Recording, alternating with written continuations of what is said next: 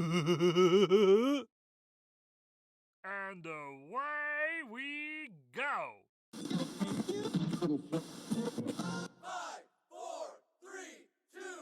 And now, the moment you've all been waiting for, the one, the only, the Bradley Hall. Oh my gosh. Thank you. Yes. Thank you. Thank you so much. Thank you so much. I want to welcome you to today's edition of the Bradley Hall Show. And I am your host, the Bradley Hall. Hi. As you've guessed it by now, I am the Bradley Hall.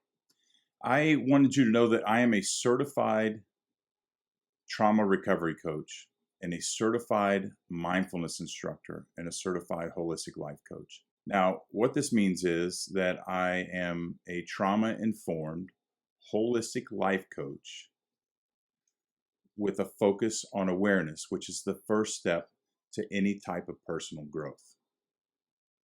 Let my 30 years of coaching and my experience overcoming trauma work for you.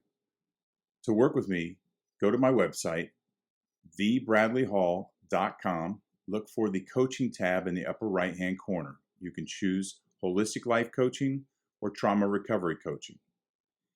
Anyone who ever accomplished anything had a great coach or a great mentor. You should too. You're worth it. Contact me now. Hi, welcome back to another episode of the Bradley Hall Show. I'm your host, the Bradley Hall. Today, my guest is another friend of mine. In honor of Mental Health Awareness Month, the month of May, my friend Paulette Bethel, PhD, is here to join us. Paulette has a master's degree in clinical psychology, family therapy, a master's degree in public administration, and a PhD in education, international education, and entrepreneurship. She is the founder of Discoveries Coaching, and she's agreed to join us today to talk about her experience as a therapist and as a trauma recovery coach. Hi, Paulette. Hi, Brad. How are you? I'm doing great. How are you? Doing great, all things considered. All things considered, how is quarantine going for you? It's beginning to get old. I'm still very much practicing safety at home. And that's been going well, all things considered. It's been going really well. But I think it's beginning to get a little bit old. I have every intention of continuing to practice safety at home. Yeah. I think I think everyone's getting antsy. You know, especially that cabin fever. That most people are used to staying indoors through the latter part of winter, early part of spring, but by now they're used to being out, and I think there's a lot to be said for that. Right, it's just beautiful out there, right? Yeah. So good. Well, I appreciate you joining me today. We have a lot to talk about. We just, we may have several episodes, I hope. Okay. We always have great conversations when we talk, so I'm really looking forward to it. And May is Mental Health Awareness Month, and which is one of the reasons I invited you at this particular time, because I just went through your bio, and I want to make sure I had this right, that you have a master's degree in family therapy, a master's degree in public administration, and a PhD in international education and entrepreneurship. Is that correct? Okay. That's correct. Okay, great. And so I invited you on today because of your experience with family therapy and its mental health awareness. And I want to talk a little bit about mental health awareness, obviously, but just some things that maybe you've seen in your year with your experience. And I might also add your trauma recovery coach through Bobby Parrish's organization, International Association Trauma Recovery Coaches. And the other guests I've had are also coaches that I've met through the association, but you're a little different. I'm a trauma recovery coach by the urging of you. That's right. I did Yeah, kind of wrangle you into it, you did. and we're glad we did. Yeah, I'm glad you did. I think I blew you off a couple times. Not really blowing you off, just like, hey, I'll take a look at it, and you pushed a couple more times, and then I was right mindset when I looked at it. Thought, man, this is exactly what I'm looking for. Right. Yeah, I realized very early on that if you were interested, you would be a natural for it. Yeah. Well, thank you for Given that. given your background, given some of your professional history, your passion about mentoring students, as well as some of the personal stories that we've shared, I just thought if there's anyone that would be a natural fit for this particular field, it would be. Yeah. Well, thank you. I appreciate that, and I certainly appreciate you nudging me a little bit. I really enjoy what I'm doing, so I'm grateful. I'm grateful. So I guess we'll just start with, why did you choose your field? What made you seek your Well, how master's? far back do you want me to go? Well, I will share with you that the beginning seeds for a decision to become an American family therapist was actually while I was in the Air Force. And you have a military background as well as a first responder. So you are well aware of how, as leaders, we're expected to make sure we care for the morale and well-being of the young men and women that serve under our leadership. And over the years, especially when I was in an overseas environment, and I think it was the overseas environment that really brought this home to me, is I started finding that as young men and women came to talk to me about concerns, or if I had to call them in because I recognized there may have been something going on that was impacting their ability to function at the highest level at work, I might call them in. And over the time, I recognized that their mental health and mental well-being was as important to their job performance as their skill sets that they brought. Right? And we both know a lot of these kids really brought a lot of skills and motivation and excitement and youthful energy to the table in terms of being in the military, but because they were also young, very often they hadn't, they're still young. Many of them were under 21. Many of them were married and had families. And one of the biggest challenges at the time, especially when I was overseas, was that being away from home, being in a different cultural environment, under a different set of circumstances, um, and while they're at work, their families might be at home struggling to adapt into the new environment. Very often you had at that time spouses who had their own careers or their own work environment prior to coming to overseas. And now, because of various rules and regulations, they might not be able to work or find a job. And so there were a lot of losses and a lot of grief. The kids grieving that they've left grandma or they've left their friend, in some cases even left their favorite pet behind. And so at the time, I didn't realize that I was dealing with a lot of grief issues around leaving and belonging and fitting in. And that ultimately would lead to other issues that might lead to them being in my office. So that's where it started. And I remember one day, just as clear as a bell, I stepped outside of my office after having been sitting with about 4 individuals back to back. And I remember walking outside of my office and looking at my name tag on the door that said that I was the officer in charge of stock control and issue, but I felt like I should hang out a shingle that says or otherwise.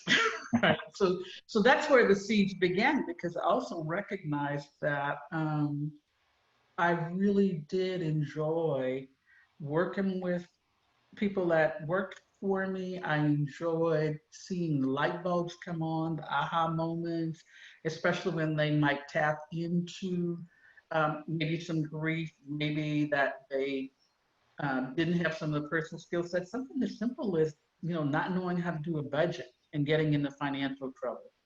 In that case, I wouldn't sit and teach them how to do a budget, but I would make sure I got them access to people and resources that could help them get out of financial economic issues, work with getting them to the right people if there were family issues that needed to be addressed. So that was the beginning.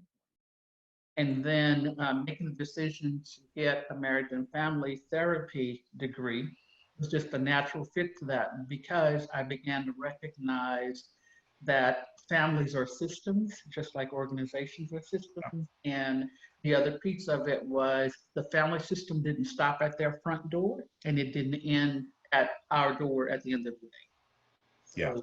going into a systems background program just felt like a natural choice for me when I decided to transition out of the military into the counseling.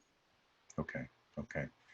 You brought up a great point, that I don't think people realize the strong correlation between a family system and a corporate organization, or in your case, a government organization with the military, that the roles that we take on in a childhood based on our family system are often the roles we take on in every single type of social and professional organization we associate with through our entire lives. And where a lot of people aren't happy with an employer, maybe because their position isn't falling into that category that feels comfortable with them, or they may have some unresolved trauma that they've accepted this role in this organization, but there's still anger and bitterness and resentment left over from the childhood trauma that carries over into the organization.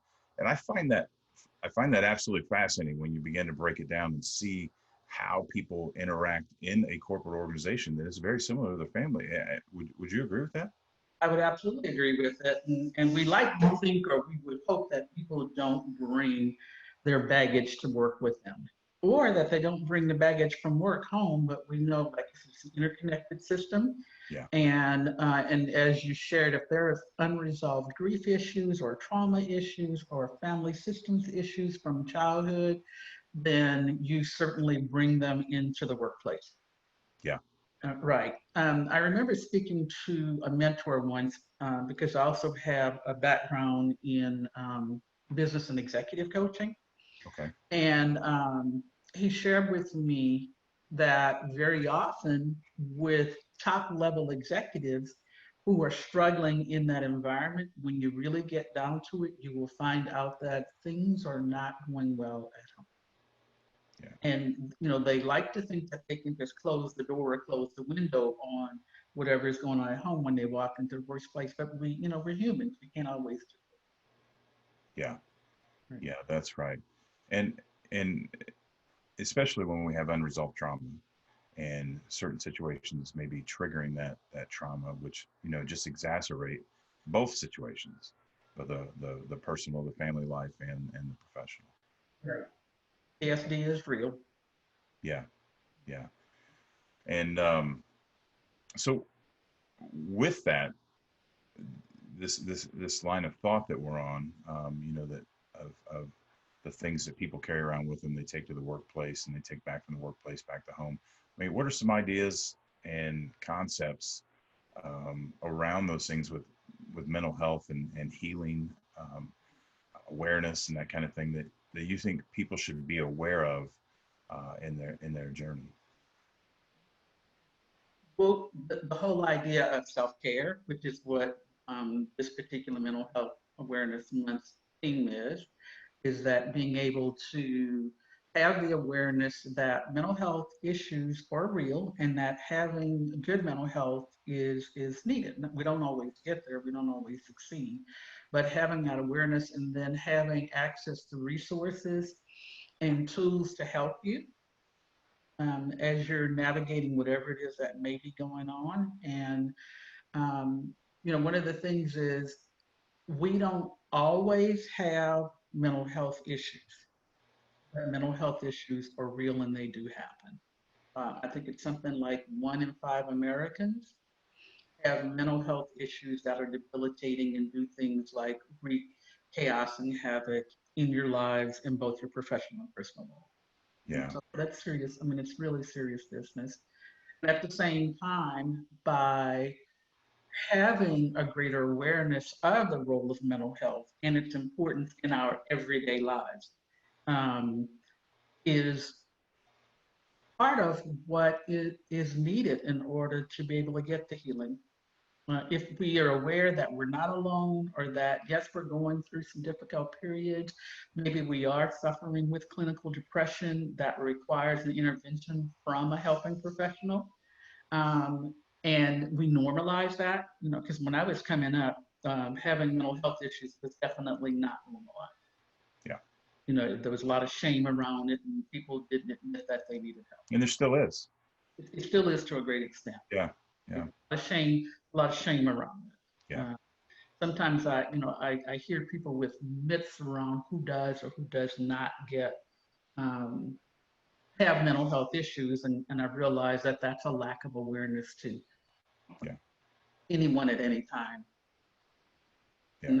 And then we have times when it's not a clinical diagnosis. It doesn't rise to the level, which is where I think you're headed with this, but it doesn't necessarily rise to the level of bringing in a mental health professional. But the more you know about, and having awareness about our mental health needs and how to get them met, we can begin to address issues early on so that they don't rise to the occasion of developing into clinical depression. Right. And in some cases, you and I both know depression can also be not just psychosocial. It can also be because we have other things that are going on within our bodies that contribute to our body. Yeah. And I think it's important that people have that awareness that there are just times when we need to go see a doctor. We need to get a checkup. What else might be going on? Yeah. Yeah. And I think as an extension of that, I think that, no one ever grows up saying, I want to have mental health issues, or I want to, be an addict, and that kind of thing. And I know that sounds obvious, but I say that to get people to really think back that people end up somewhere that they didn't expect to end up. And they did that because they began heading in a direction not knowing where they were headed. And so by the time, and I want to be very careful with my words here, but by the time we realize there is a mental health issue that falls in the clinical categories, I don't want to say it's too late, because it's never too late, but that could have been prevented a long time before that we got to that point, which is what my goal is with this podcast and some of my coaching, and I know that you feel the same way, to bring out this awareness to help people, because a lot of times clinical diagnoses may happen. They do happen because of physiology. I don't mean to dismiss that at all, but many times it's because people don't have the tools to deal with normal things that are happening that are still causing normal reactions, but they just bury them and they overlook them. They begin to work harder. They begin to, kick the dog or whatever the case. Right. Yeah. Sometimes you come up with dysfunctional ways of trying to help yourselves. I mean, we know, and you have this background in addiction, is that very often when people turn to drugs or alcohol, they're trying to self-medicate. That's right.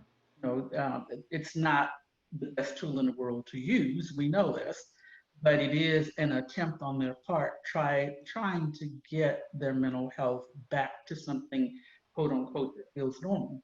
Yeah. But if you've had a traumatic childhood, then sometimes you're not even aware of what normal is or what normal feels. Right. Or if you had a mildly traumatic childhood, and you may not have the awareness that it had as much of an impact on you as it did, which we see, so I like to say that I like to say everyone's got issues. I like to start there. Right. Yeah. My whole thing is, and I know in the association, they're very careful that they don't like to say that people are broken. And so, but I use that in a different context. I say that we're all broken. And if we're all broken, then we're all normal. Right. But I like to say that to get people's attention, so people kind of back up and think, well, maybe I do. I think that's the huge barrier right there, is that we live in a society where everyone's putting on their pretty masks, And so we want to hide and bury these things because I'm upset because someone said or did something to me, but I'm just being a baby, or I'm going to make everyone else mad, or I shouldn't be acting like this, and then we suppress it. You're being to suppress it. Yeah. Right. And that suppression is what ultimately, in a pressure cooker, there's a hole in the pressure cooker so the thing doesn't explode. Right. The pressure cooker relieves a little bit of the pressure constantly, so the pressure doesn't build up and explode. And in human beings, the pressure builds up, and it has to find an outlet, and find an outlet somewhere if you don't address it early on. Yeah, that's where having access to tools and resources, knowledge and education becomes really critical and important. Absolutely. And things like awareness. That's where things like having the Mental Health Awareness Month is really good, because it helps to bring attention. I think with everything going on with COVID, they haven't been able to really get the word out like they normally would have. But I think if we look at what's happening with COVID right now, it's putting a lot of not just health issues with dealing directly with COVID, but mental health issues. And a lot of people are struggling right now with very little knowledge, resources, skills, or tools to deal with all the emotional components. Agreed. That go with this. I agree. And even when we know it's challenging, so can you imagine what it's like when people don't have those tools and that knowledge? That's right. Even understand what might be happening to them. Loss of freedom. Yeah. Right. Yeah. And it's interesting. I live in Florida, and we kind of reopened yesterday. Right, I saw that. And it's supposed to be 25% capacity here and there, and people are supposed to wear masks. And they opened the beaches, and they wanted people to stay. Yesterday was chaos around here. There were people everywhere. The beaches were packed. I know people that went to the beach, they couldn't find 6 feet of space on the beach there were so many people there. And that's what, people are doing what people do. We've been cooped up, and we're not feeling well. And we don't know why we're not feeling well, even though they tell us why we're not feeling well. You think that, and this goes back to what I was just saying a minute ago. You're locked up at home. You've got food, you've got TV, you've got heat, you've got air conditioning, you've got water. You got technology. You can still text and talk to people on Zoom. You shouldn't feel bad. And that's what people think. They shouldn't feel bad, but you're out of your routine. You're not seeing people face to face. You're not getting the sunshine. You're not getting the exercise. You're having sleep disturbances. Right. That's right. A lot of people are reporting sleep disturbances right now and not understanding that part of that is our normal regular biorhythms are out of sync. Yeah. Right.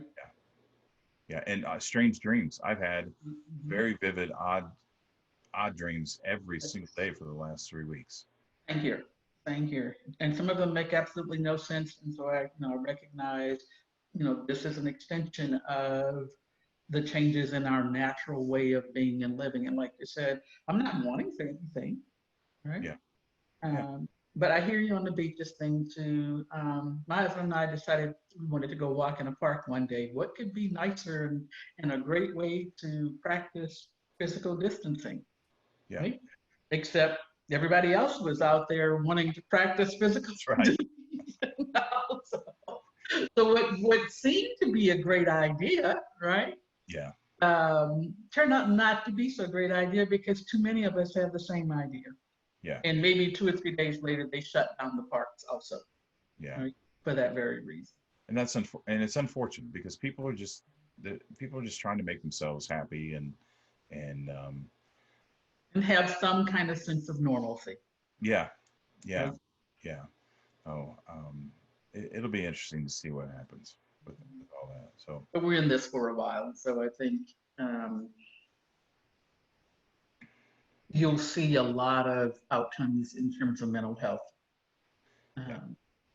coming from this. Yeah. Pretty soon, everyone will know someone who was lost to the coronavirus. And that's with the comparisons with the flu. I've never known anyone to die of the flu. Here. Same here. And I know several people who've died from COVID already. So, Right. you know, I'm not really sure how that works. I know I see statistics and the statistics are comparable to the flu, even though we've been on lockdown and we're not on lockdown with the flu. But again, I now personally know people die from this, and I've never known anyone that I'm aware of has personally died from the flu. Right. And that, to me, that's remarkable. It's definitely a change. Yeah. So, awareness. I guess if we're going to move on in the conversation, I want to just bring that awareness is the point that, I think humility comes along with that. You have to have enough humility to be aware that there may be, I don't want to call them flaws, but there may be some things that are affecting you in a way that you didn't see before, or that you don't know or you don't understand, that could be affecting your relationships and your work performance and your physical health. Right. And I think having that humility to step back and maybe look at that, encouraging people to do that would encourage them to take self-care a little more seriously. Right. So, yeah, and we certainly see enough articles out there that are encouraging people to say that we do need to take care of our mental health, that it's really important, that we do need to do things like go walk in the park, or I know how much you love outdoor sports, but to get outdoors if you're an outdoorsy person, or find things that are positive relief valves. Yeah. Right. I was talking to a colleague the other day who did her doctoral research on the importance of social scaffolding. And I absolutely love that concept, in terms of when we're going through difficult periods, or we're going through trauma, or we're going through grief, that one of the things that becomes really important is this idea of social scaffolding, having those support structures, be they people, be they institutions, be they therapists, that are there to help hold you up, especially when things are difficult or tough. You certainly were part of my social scaffolding under the circumstances that you and I met. Yeah, likewise. Right.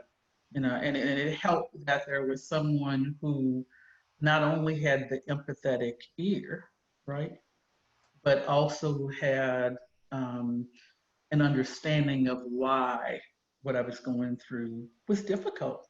Yeah. And having that social scaffolding was certainly important to my own healing. Yeah. The other thing, I really can't emphasize enough that those of us that are helping professionals really embracing and understanding that in order for us to really be helpers to others, that we have to know when and how to do our own self-healing and do our self-care. One of the biggest challenges for our profession. Yeah, you're not kidding.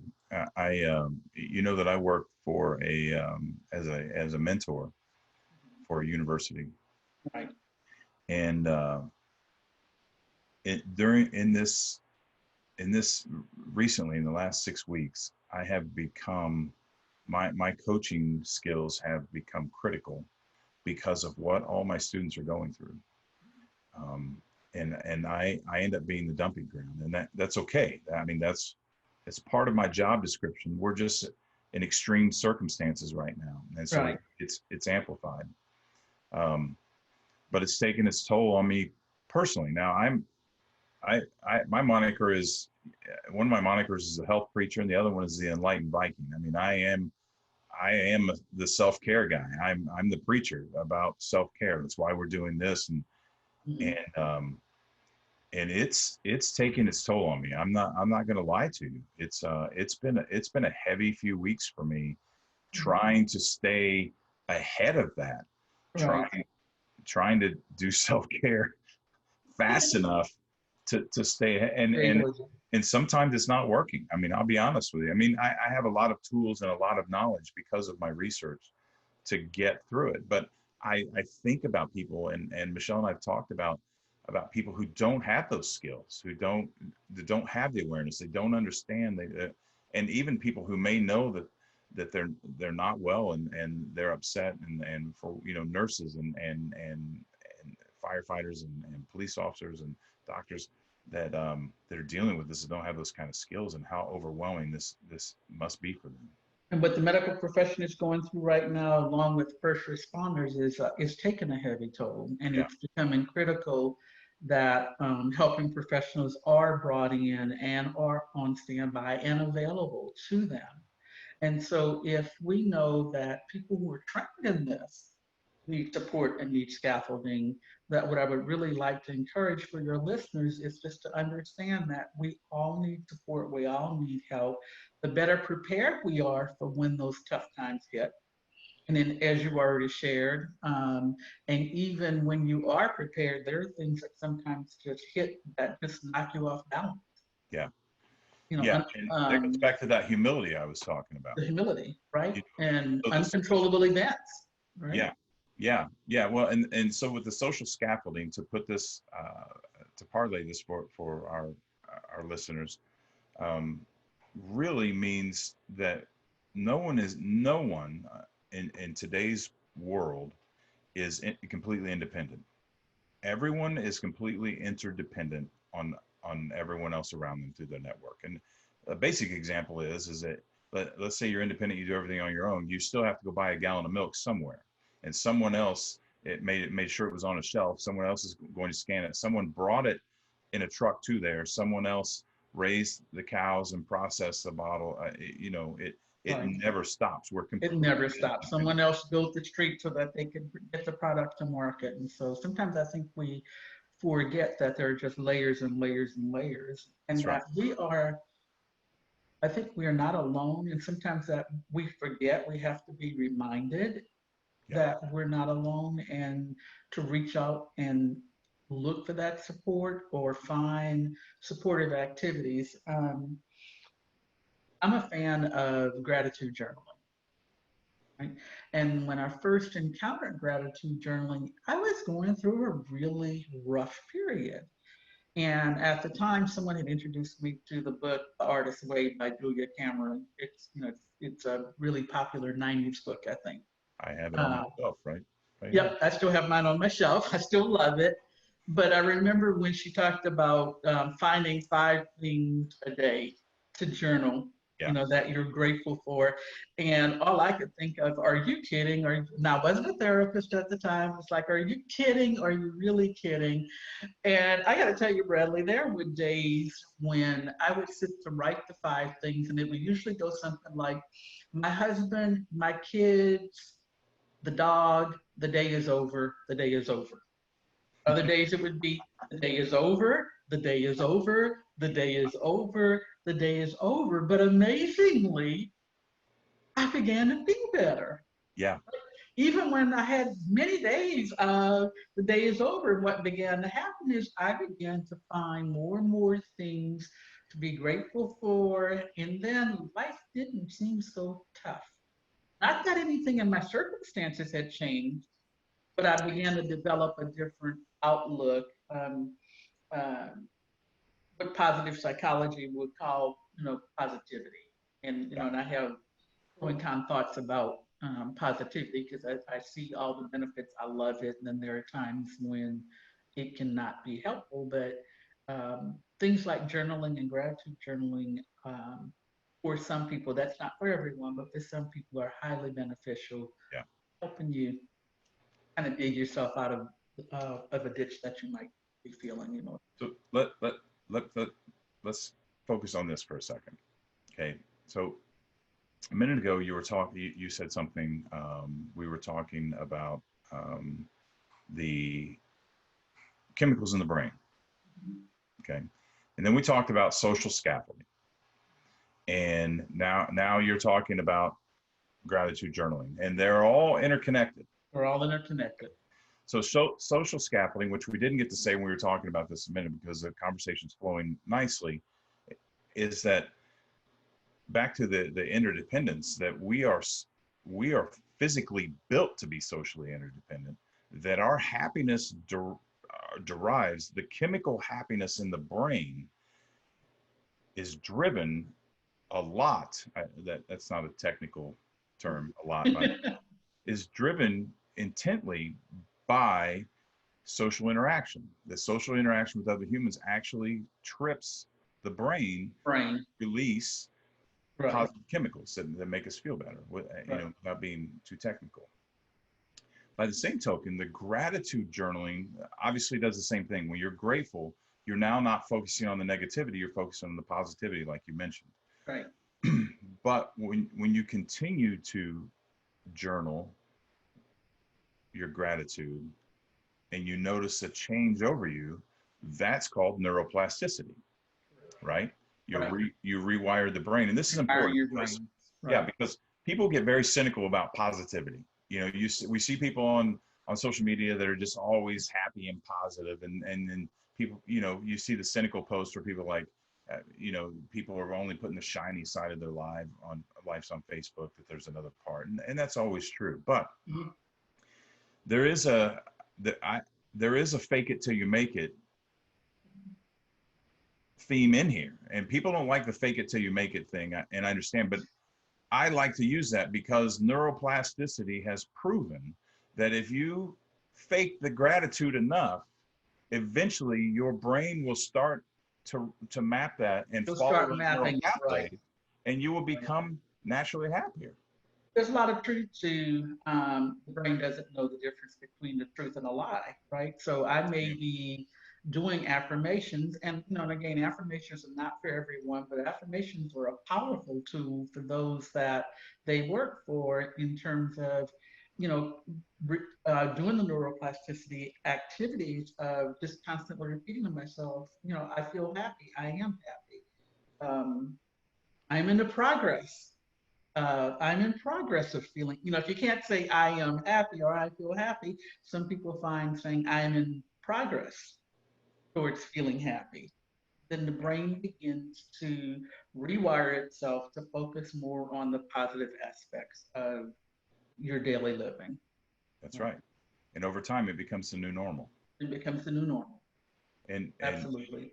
And the point that I want to finish that with is that we can use those tools to heal ourselves. That's why we're having this conversation. Right, exactly. So affirmations, journaling, gratitude journaling, what's become popular in the last few years is doing the adult coloring books. Yeah. Right?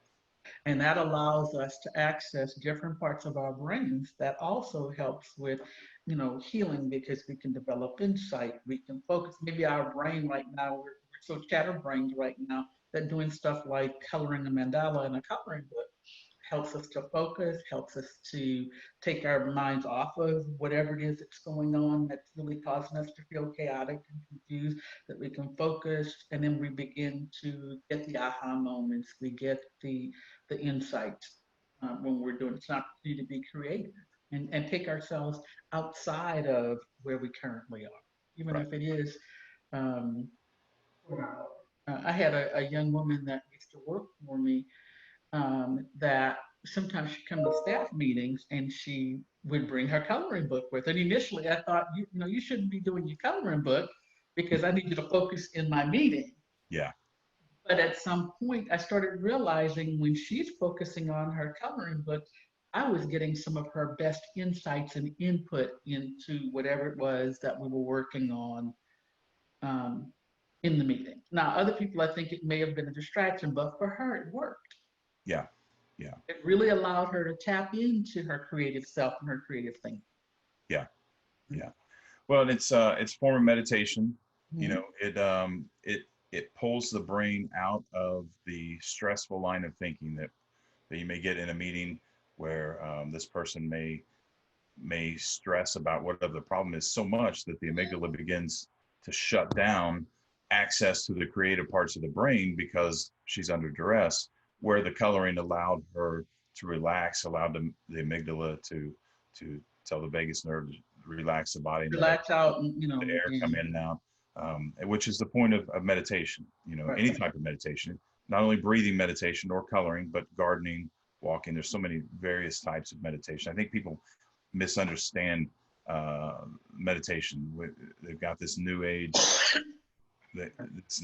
ideology, this voodoo magic kind of thing, which isn't at all. There's a lot of physiological. It has a scientific basis to Absolutely. meditation. There's a lot of research and a lot of studies out there that shows that meditation is far beyond, like I said, what did you call it? I'm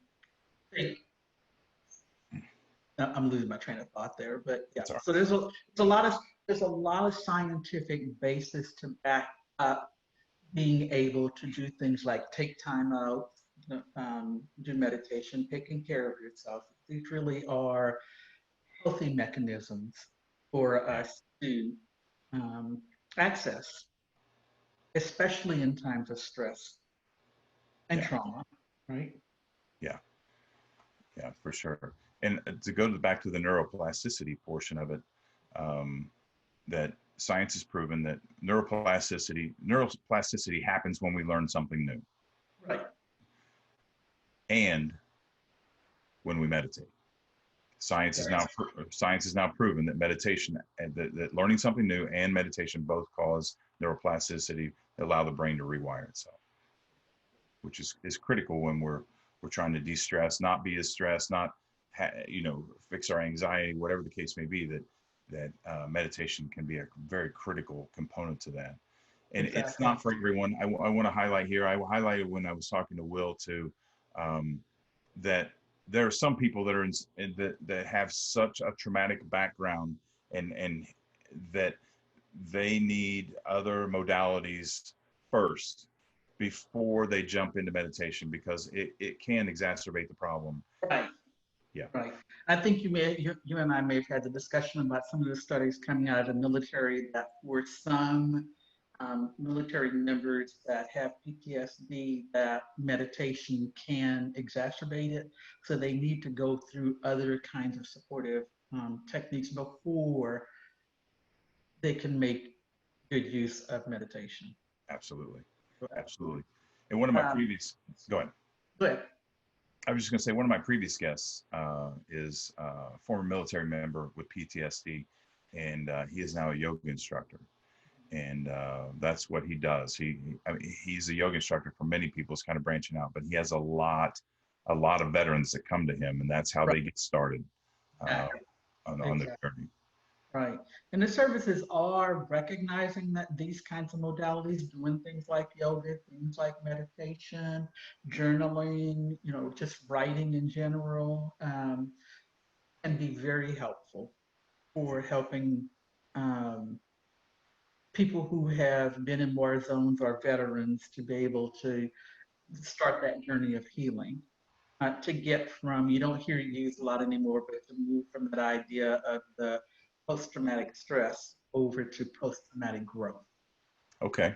Right. And a lot of growth can come from learning these kinds of modalities to help you heal and put in protective factors. You've been talking a little bit about childhood things, and I'm sure you're aware with all of the ACEs studies that have been done about the adverse childhood events. Yeah. And what we know from that study is that the more protective factors that are there for children, the better their socio-emotional outcomes will be. But at the same time, if we didn't get those protective factors when we were growing up in our families, in our communities, that there are things that we can do now to help heal and develop protective factors so that when we are meeting with difficulties, we're better able to navigate them. Absolutely. Mm-hmm. Absolutely. Okay, so let's shift gears a little bit. So that concludes part one of my interview with Dr. Paulette Bethel. Please look forward to part two, which we will release in June for NPE Awareness Month. So be sure to subscribe to the podcast, sign up for our emailing list. You can visit www.thebradleyhall.com for more information about the information we discussed in the interview, and also to find this information of how to subscribe. And we'll look forward to talking to you soon. Thanks.